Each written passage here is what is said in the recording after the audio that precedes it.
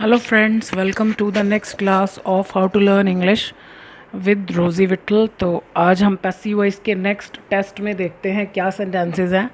ये हमेशा की तरह क्वेश्चंस हैं, तो आप इनको पढ़ के इनके आंसर्स लिखिए, फिर आंसर्स आप बाद में देखिए और फिर देखिए कितनी तरक्की हुई।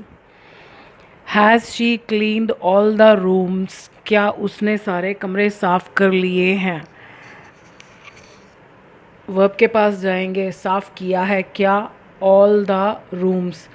तो सब्जेक्ट की जगह हम नया सब्जेक्ट लिखते हैं ऑल द रूम्स। ये बाहर है, बाहर ही रहेगा, लेकिन अब हमारा सब्जेक्ट रूम्स है, बहुत सारे रूम्स हैं, तो यहाँ पर हैव हो जाएगा।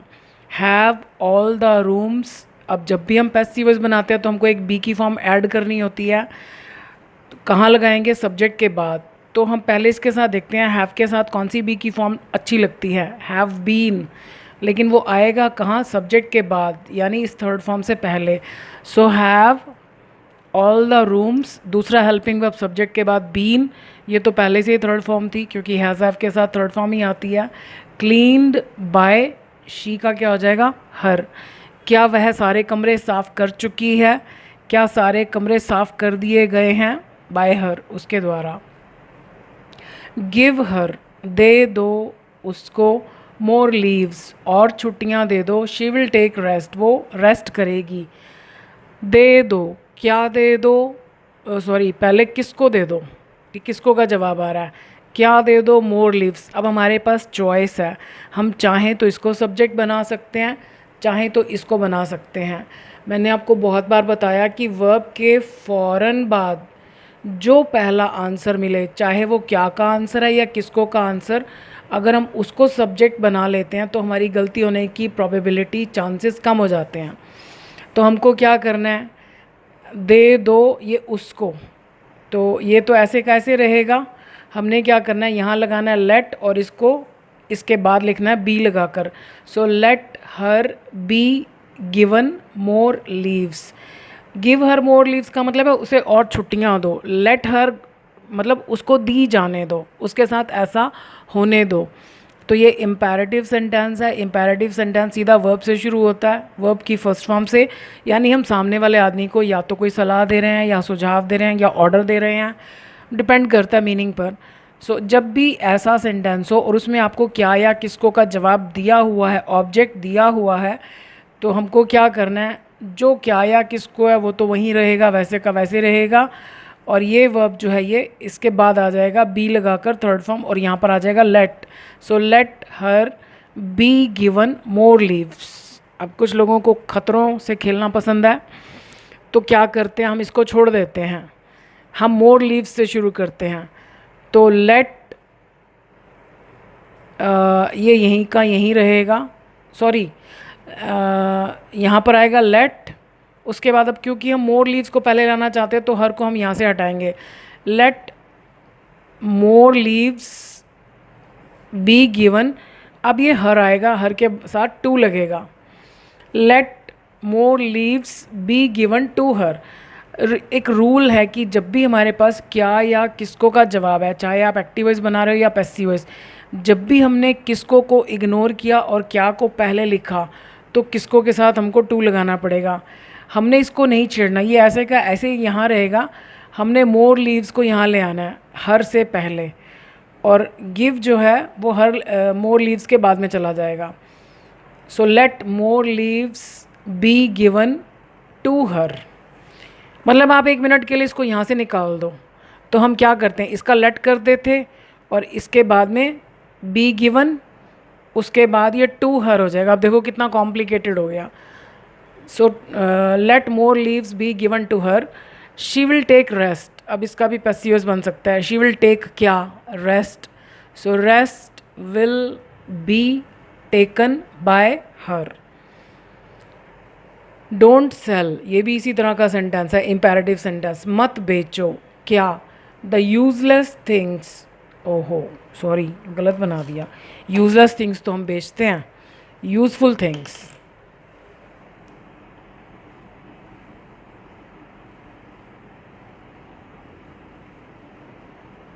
Don't sell useful things to the junk dealer. Junk dealer होता है जो कबाड़ खरीदता है, तो हम उसको यूज़लेस चीज़ें नहीं, यूज़फुल नहीं बेचनी चाहिए, यूज़लेस तो बेचनी चाहिए।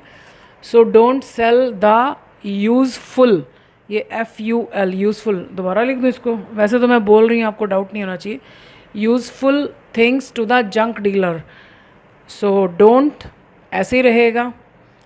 अब बेचना है, क्या बेचना है? द यूज़फुल थिंग्स, बस क्या का जवाब इतना ही है, वो किसको है? सो डोंट, इसको यहाँ से हटा देंगे। इसके बाद जो क्या का जवाब है वो वैसे का वैसे रहेगा, और ये क्या के जवाब के पीछे चला जाएगा, be plus third form. So don't let the useful things be sold to the junk dealer. अब ये किसको का जवाब दिया हुआ है, तो आप इसको भी बना सकते हो, कॉम्प्लिकेटेड हो जाएगा। क्या करो, don't let the junk dealer be sold the useful things, ऐसे हो जाएगा। Don't let the junk dealer be sold difficult things, आसान ये है, ये देखो, don't let the junk dealer be sold the, यहाँ भी गलती कर दी मैंने, यहाँ भी यूज़लेस लिख दिया, यूज़फुल लिखना चाहिए था, दोनों जगह गड़बड़ कर दी। ये यूज़फुल होना चाहिए यहाँ पर, यूज़लेस नहीं होना चाहिए। यूज़लेस चीज़ें तो हम बेचते हैं, इसको आप यूज़फुल कर लेना, मैंने तो गलत कर दिया।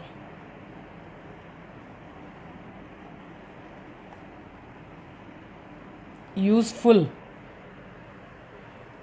वहाँ नीचे वाले यूज़लेस को भी यूज़फुल में लिख दीजिएगा।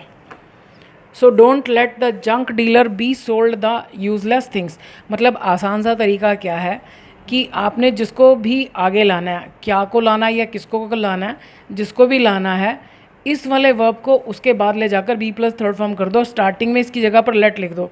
अगर आपने यूज़फुल थिंग्स को लाना है तो डोंट इसकी जगह लेट आ जाएगा, और यूज़फुल थिंग्स के बाद ये आ जाएगा बी प्लस थर्ड फॉर्म। और अगर आपने किसको को लाना है शुरू में, तो आप लिखोगे डोंट लेट, लेट के बाद लाना है आपको क्या या किसको। सो don't let the junk dealer, इसके फ़ौरन बाद बी प्लस थर्ड फॉर्म, और वो वैसे का वैसे रहेगा, the useful things.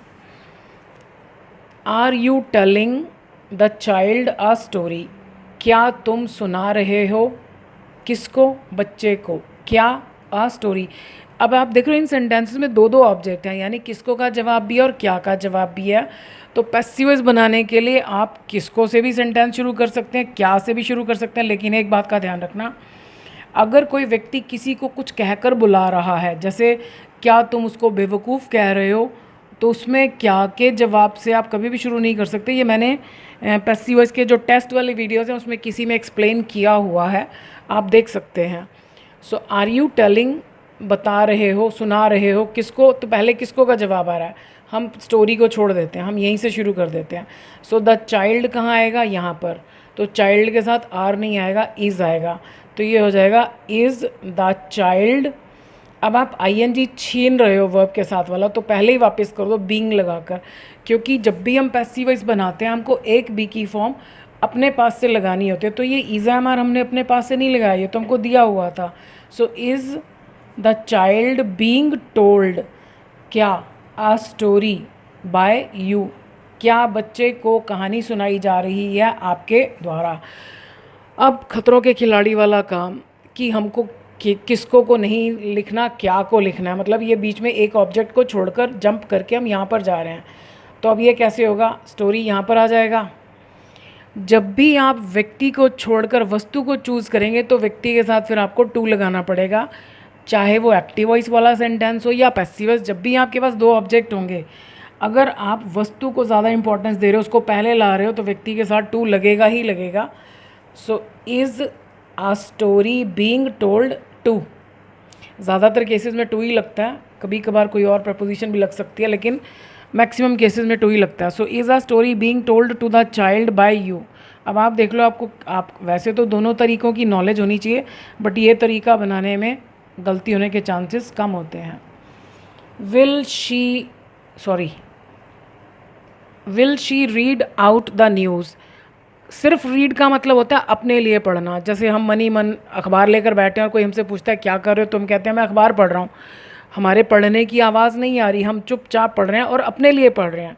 Read out का मतलब होता है पढ़कर सुनाना, यानी ज़ोर ज़ोर से बोलना, और हम किसी को पढ़ के सुना रहे हैं। So will she read out क्या, द न्यूज़। तो द न्यूज़ हमारा सब्जेक्ट हो जाएगा यहाँ पर। कुछ स्टूडेंट्स पैसिव वॉइस कैसे बनाते हैं, जो ये सब्जेक्ट दिया हुआ है इसको यहीं रहने देते हैं। जब भी आप एक्टिव से पैसिव बनाओगे या पैसिव से एक्टिव, आपको 3 काम तो करने ही करने हैं। सबसे पहला काम तो जो सब्जेक्ट आपको दिया उसको वहाँ से हर हालत में हटाना ही हटाना है। उसके बाद आपको बी की फॉर्म का कुछ करना है, उसके बाद मेन वर्ब का थर्ड फॉर्म करना है जब आप एक्टिव से पैसिव वॉइस बनाओगे।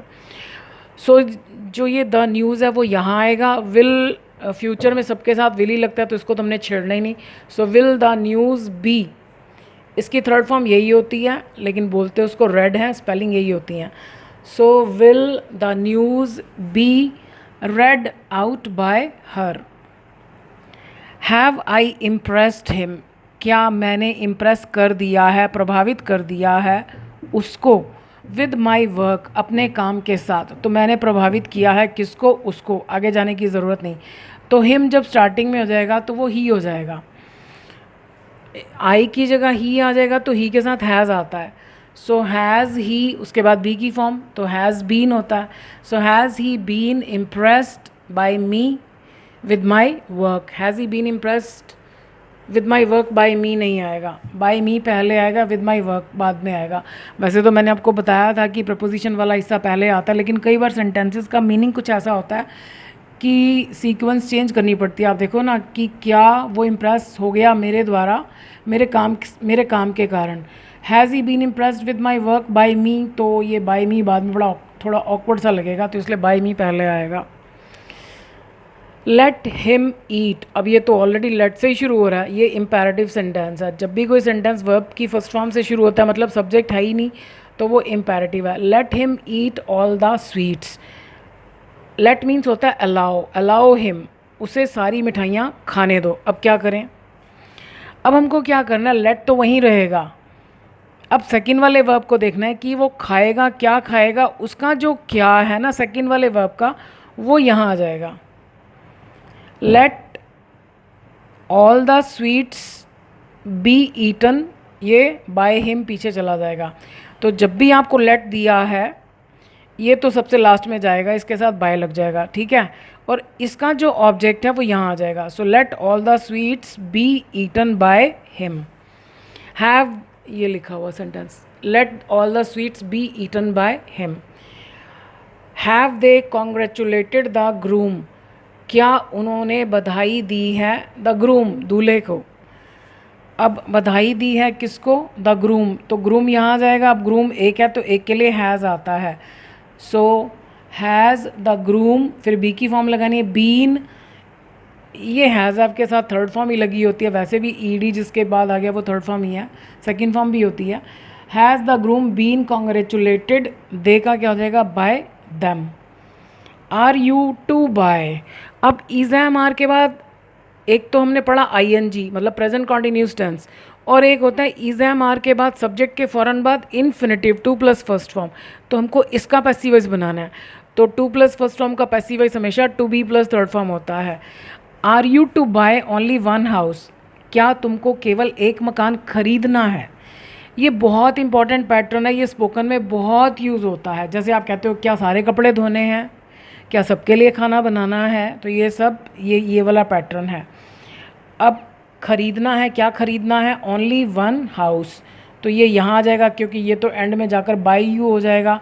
अब ओनली वन हाउस के लिए इज़ आएगा। So is only one house to be bought, is only one house to be bought by you, क्या तुम्हारे द्वारा केवल एक ही मकान ख़रीदा जाना है। ये पैटर्न बहुत बहुत बहुत इंपॉर्टेंट है, इसको आप अच्छी तरह से समझिएगा कि इज़ एम आर के बाद, और ये मोस्टली पैसिव इसमें ज़्यादा यूज़ होता है, ठीक है। जैसे स्टूडेंट टीचर से पूछते हैं कि ये चैप्टर आज ही करना है क्या, so is this chapter to be done today only.